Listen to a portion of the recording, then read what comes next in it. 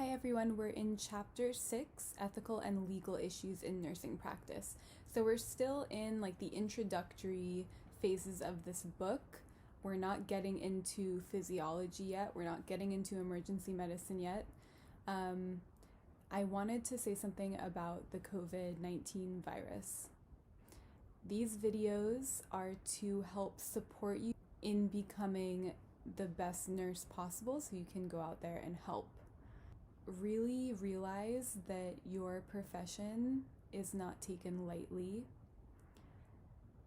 The things that you're learning in school, they might be arduous.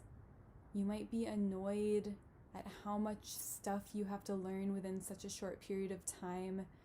You might be irritated, all of those things and more. But what you are learning is how to help people on their worst days, potentially. That human aspect of it is going to become so obvious once you start working as a nurse. So take this material seriously.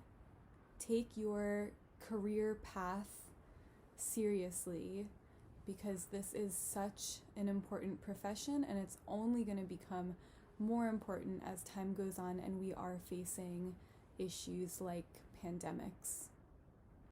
Okay, so I'm going to be looking down at the book, so just know that's what I'm looking at. Ethics, morals, ethical values, ethical codes, ethical dilemmas. There are so many definitions in this chapter, but they are important. You don't have to spend super long on it. You just have to know a lot of the basic principles and just commit it to memory. Try to paraphrase them in your own words. I find that really helps when it comes to memorizing definitions. Ethics is the branch of philosophy concerned with the distinction between right and wrong on the basis of a body of knowledge, not on the basis of opinions. That's important. Morals, behavior in accordance with customs or tradition, usually reflecting religious or personal beliefs. Okay, next is probably my favorite nursing concept. It's being an advocate. An advocate is a person who speaks up for or acts on the behalf of a client, protects the client's right to make up his or her own decisions, and upholds the principles of fidelity. Advocacy is so important. What you are doing as an advocate is you are representing the viewpoint of your client to others. Okay, more definitions. Yay. Nurse Practice Act. There were a lot of questions about the Nurse Practice Act, specifically that each state has its own. Nurse Practice Act sets educational requirements for the nurse, distinguishes between nursing practice and medical practice, so defines your scope of practice. When it does come to disciplinary action, there's some good information here. So some causes for disciplinary action as a nurse are unprofessional conduct, conduct that could affect the health and welfare of the public adversely, breach of client confidentiality. This is a big one. With social media, with our ability to share so quickly and so much of our lives, we have to be careful about this.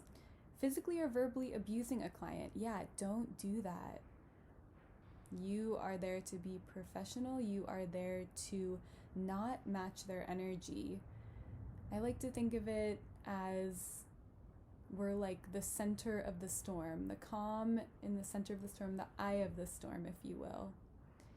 We are there to stay centered, to stay professional, to diffuse tense situations through our patience and our kindness and our willingness to just meet someone where they are and listen to what they need.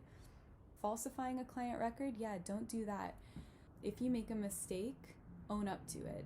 And this is something that's going to follow you throughout your practice, is that this isn't about you. This is about protecting your patient. This is about doing the right thing in the moment. Okay, going through some definitions that you absolutely need to know. This stuff pops up everywhere. Autonomy, respect for an individual's right to self-determination. So your patient can make decisions on their own. Clients who can't make decisions for themselves include if they are declared incompetent, they're unconscious, under the influence of chemical agents such as alcohol or drugs, and have chronic dementia or another mental deficiency that impairs thought processes and the ability to make decisions. You need to use your negotiation skills, you need to use your communication skills to try to convince them why this is important. Nonmaleficence is the obligation to do or cause no harm to another. Veracity, truth-telling. Fidelity, the duty to do what one has promised. Justice is basically just being fair. Assault is when you basically say you're going to hurt someone, but you don't actually physically do it. Battery is when you actually physically hurt someone. Types of consent. I've never seen a question that asks specifically about types of consent. A minor is someone under the age of 18, which means that they need a legal guardian to sign their consents. Informed consent is the client's approval, or that of the client's legal representatives, to have his or her body touched by a specific individual. An informed consent can be waived during a time of a medical emergency. You want to use black-colored ink on your legal documents. Date and time entries provide objective, factual, and complete documentation. Document as soon as you complete a procedure. I know this isn't always possible, but as much as you possibly can, do this. Or carry a notepad around with you so you can write down what time you did something or what time something happened, and as much detail as you can, so then you can transfer it over to your legal documentation. I generally try to not use abbreviations on my legal documentation just to be safe. Do not leave blank spaces on documentation forms. So what you can do is you can just draw a line where there is some blank space. So examples of incidents that need to be reported. This is important. Accidental omission of prescribed therapies, circumstances that led to injury or a risk for client injury, client falls, medication administration errors, needle stick injuries. So if you were giving a flu shot, say, and you accidentally stuck yourself with the needle, you have to make an incident report. Procedure-related or equipment-related accidents. A visitor injury that occurred on the healthcare agency premises. So say you have a patient and their family's visiting and one of the family members falls and breaks their ankle. That warrants an incident report. A visitor who exhibits symptoms of a communicable disease. The Self-Determination Act goes along with that.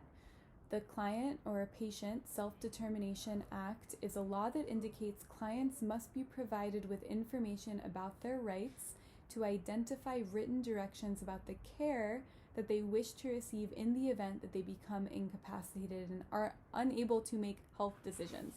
And going back to what makes someone incapacitated is declared incompetent, unconscious, under the influence of drugs or alcohol, or chronic dementia or other mental deficiency. You want to know if your patients have a DNR order, which is a do not resuscitate order.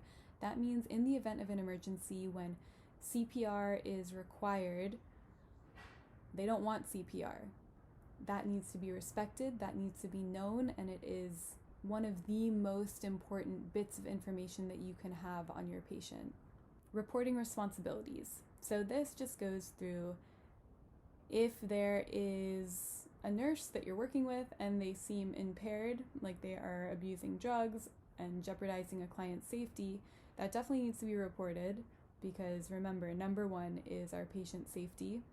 Sexual harassment absolutely needs to be reported. You need to follow your agency's policies and protocols when something like that happens. So that's also really important to know, is what your specific institution does in situations like this, because within the Nurse Practice Act, it is different for every state, and even certain institutions have different procedures and policies when it comes to stuff like that. Okay, so that is pretty much it for this chapter. There's a lot of information. It was dense information. You know, this is like the ethical and legal portion. There were a bunch of laws I did not go over, like types of law, contract law, civil law, criminal law, tort law. Thank you for watching. Please like and subscribe, and reach out to me if you do have concerns about this virus or about having to finish out your classes online. I am here for you as part of your support system. I want this to be a community here, and I'll see you next time.